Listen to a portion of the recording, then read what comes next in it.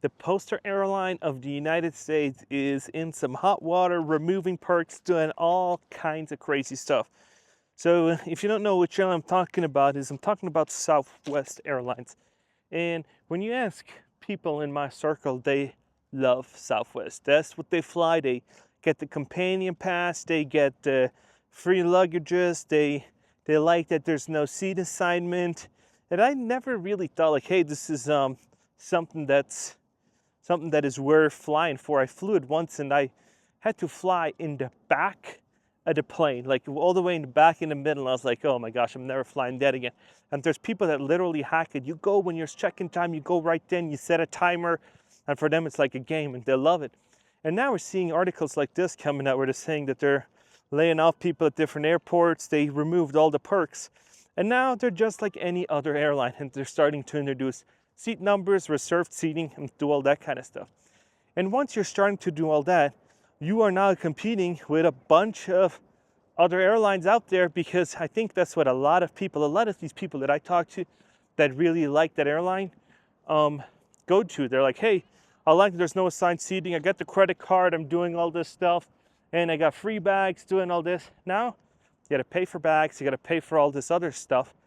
And one of the problems with all these airlines is you can only really compete on price, because when you're an airline, you can't really control the customer's journey from point A to point B, right? You can only do it from the gate to the destination and then to that gate. Everything else is TSA, airport, and all this other stuff that you have no control over. And you're basically starting off at when boarding is, right? That's where you control. That's where you can control the customer and say, hey, you have a little bit more leg room, you have a little bit less leg room. Yeah, we'll serve you a free water, no free water, free snacks, and doing all this other stuff. And now, all of a sudden, you're in a price competitiveness, right? Where depending on where you fly to, you're gonna have to do prices, yes, prices, no. And I did a video a long time ago about Spirit Airlines, where I said that Spirit and these low budget airlines, it's such a competitive model, because a lot of these airlines make money with credit card points. They do upsells, they do credit cards, they do all kinds of stuff. And that's how they kind of make their money. It's not even that they make money on their air share. It's that they make money with these, sign up, get status, and then get this credit card.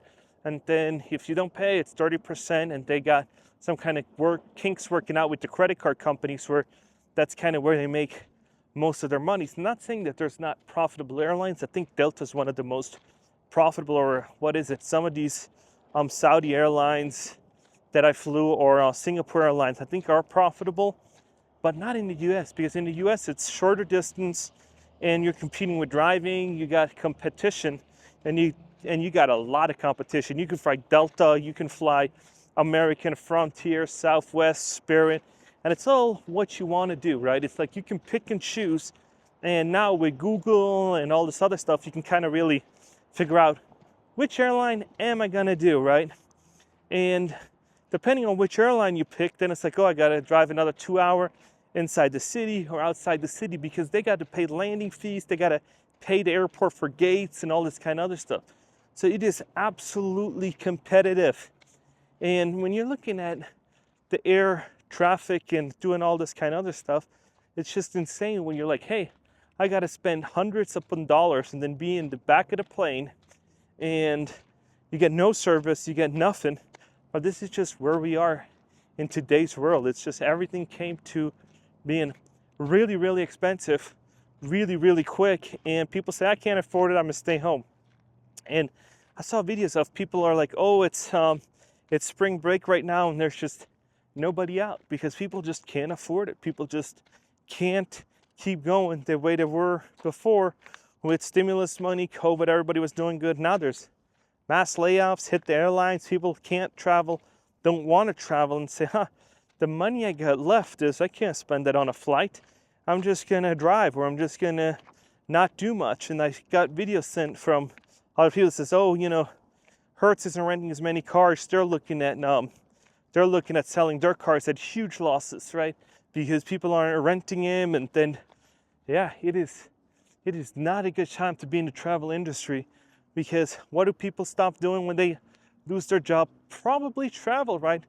Let me know if you would cut that out first, or if that's something that you'd be like, nah, I already booked it, I already paid for it, and I'm just gonna keep it going, or something like that. And if you haven't, please like and subscribe, right? And now, all of a sudden, when you're in a situation like, I lost my job, you're gonna say, I'm gonna actually say, I'm not gonna go because it's not that important. Keeping my apartment is probably a higher priority. Keeping your car is probably a higher priority than going to wherever you want to go on spring break, if it's Cancun, or if it's Miami, or Las Vegas, or any place else, right? Where it's like, it's a party city, we're gonna go have some fun. Because at the end of the day, you gotta make sure that your bills are paid. And travel, I think, is not on people's 2025 bingo card, where they're gonna be like, yeah, you know what I'm gonna do? I'm gonna go travel, and I'm gonna spend a bunch of money on flight tickets, and I'm gonna do all this. With uncertainty in the market, people, I think, is the number one thing that they're gonna say, I'm not gonna travel. Because if you can't afford your car's getting repoed, you lost your job, you're not like, let's go to the Bahamas, right? There's probably people like that, but it's probably not advised to do that. So yeah, travel, not a great outlook, right? Depending on how bad it's gonna get, it's gonna go way down. What does that do? That drives prices down, airline pressure goes up, bankruptcy, right? More airlines gonna go bankrupt. And it is just a brutal industry. But these airlines, that's what they do. They leverage debt, they do this, file for bankruptcy, they buy each other, and till there's only one or two left, and then they grab market shares and then just kind of roll with it, and then just keep the prices high, because if you have no alternative, what are you gonna do, right? And this is the game we're at right now. It's just, hey, if you're the majority market holder, you don't need to budge on price. You can increase it, and you can say to people, either take it or leave it. And if you're gonna leave it, then it's just like, okay, we're done. If you're gonna take it, good, fly off and have a nice day. But we are just in hard times. People have been unemployed, people can't find jobs, and it's gonna take some time for this all to recover and people to be like, hey, let me spend money on travel again. And so let me know if you're a Southwest advocate, because I feel like most people in my circle, they either love Southwest or hate it. There's not like, yeah, I could go either way. And I don't feel that people have the same opinion about other airlines as they do about Southwest. Southwest is like this, where you either like are a fan and you tell everybody about it, or you just don't really care about it at all. And I know a lot of people that are like, oh, I love Southwest and all this other stuff. So let me know that in the comments, because I'm curiously interested. What makes you want to fly Southwest? And now they're taking all the perks away. And I saw people giving up the credit cards, giving up all these other things. And I'm just like, ooh, that kind of sucks, right? That sucks for airlines, where that's kind of your business model. When so many people revolt, it's like, shit, but you got to, because no money, no honey, right? And yeah, and people have been online also been complaining, oh, those are older airlines, now they're taking away all these other perks, now I might as well fly American or Delta. And yeah, they're probably right? It's just, you cannot keep squeezing customers. And that's what I've always been saying. If you're gonna start squeezing customers and just ask them to upgrade, send them, I think Spirit sends you like 6 or 7 emails before checkout. Hey, don't forget your bag, don't forget your checked bag. If you do it at the gate, it's going to be more expensive. Oh, do you want cell phone? Do you want a cell phone connectivity? Do you want WhatsApp? Do you want all this? And it's like, oh, here's another $4. And I feel like the business model is so into nickel and diming, where they're going to be like, oh, what we're going to do is we're going to weigh you. If you are over 175 pounds and 4 ounces, you're going to pay per pound, you're going to pay another $2. And if you weigh under, we're going to discount your ticket by $2, right? And it's going to be, it's such a funny thing, where it's like, oh, water not included, chips or anything. Oh, we're just going to not serve you that. This isn't going to be how we're going to do it. We're going to have to squeeze every living dollar out of you that we can. And if you take 2 steps on the plane, might be carpet wear. Let's charge your credit card another $2, because you might have, stepped on something on the carpet and it might leave a trail, so give us another $2. And that's what I feel like when I fly these airlines. Everywhere they're at, hey, do you want to buy some cigarettes? Do you want to buy some watches? Do you want to do this? And the amount of times I've flown, I've never really saw people actually going out of their way and saying, yeah, give me one of those, or yeah, let me buy one. And yeah, I've never seen people actually in these inside the domestic flights, people actually consuming that stuff that they're selling, because I feel like you can just offer it to people or don't. And just be like, yeah, we offer some snacks, be done, get happier customers, rather than just saying, you know what, we're just gonna go and we're gonna say, oh, do you want a sandwich? It's gonna be $39 or something crazy. And if you want a Sprite with it, it's another $6 in a can. And I'm just like, this business model is so outdated. People are so mad that it's like, hey, just do it, be done with it, right? But yeah, people just stick with it because the cheapest price, and then all of a sudden we get these near mid-air collisions, actually, because overstressed, overworked, and underpaid, right? It's a great concept. And then you throw in DEI, where it's like, oh, let's also make sure that there's a huge amount of diversity, and then the pot is just comes to a boiling point and can't take anymore, right?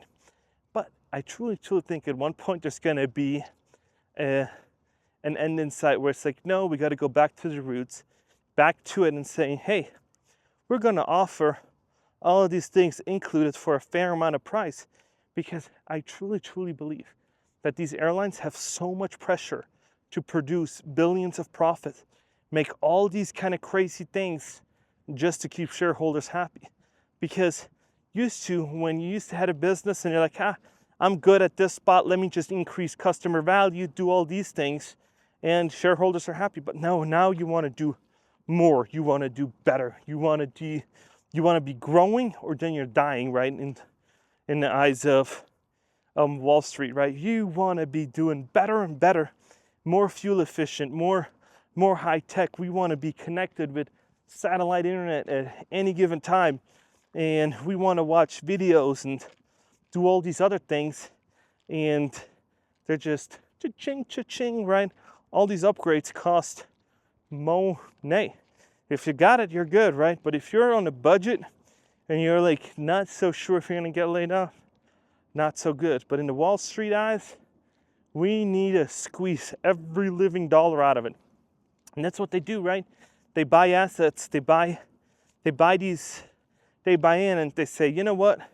We're gonna leverage it so much more, because you can make so much more money if you fly to these destinations, go here, do that, and then they ruin the brand, they expand too quickly, and all of a sudden it's not the same. And I feel like when you talk about all these expanding projects, it's like In-N-Out got it down to a T. They don't open up that many restaurants, right? And when they do, and they fly their A team out, and they say, hey, you're gonna open up and you're gonna teach these other people on how to do it. But they don't open up 100, 200 restaurants and expansion at every price, and then you go and it's like, man, this is like nonsense, right? So when they go and they open up places, they got good quality, good standard. Yeah, the line might be huge, but hey, the quality's pretty dang consistent. And so I'm telling you, if you expand at every cost and your company's just cutting corners to grab up more market shares and doing all this other stuff, you're gonna lose behind your core customers. Are you gonna grow? You're gonna grow. You're gonna grow quick and fast. But bankruptcy is always around the corner, right? And money dries up. And high interest environments, a lot of companies can't sustain that, especially if you got to refinance all that debt. And if you don't have any and you're doing good, like the Arizona Tea CEO, that guy deserves a Medal of Honor. He's been saying, hey, we're not going to increase the prices. That's his way of giving back. They have no debt. They have no loans. They've not partnered with venture capitalists where they say, you know what, let's go in and sell out to everybody and jack you up, right? No, they said, you know, we're still good. We optimated the process. We have no loans, no nothing. and no venture debt where they come in and just go crazy. And you can watch his interview, and it's so eye-opening that, hey, you can still do it. You can still run a super profitable business without price gouging your consumers. But you just got to deliver, stay focused, down to the core, right? So this was it for this video. Gosh, it's the first nice day of the year in Las Vegas where the sun's out. I feel it in my body, I feel it in my joints. So yeah, love it, love it, love it. And don't forget to like and subscribe, and I'll see you in the next one.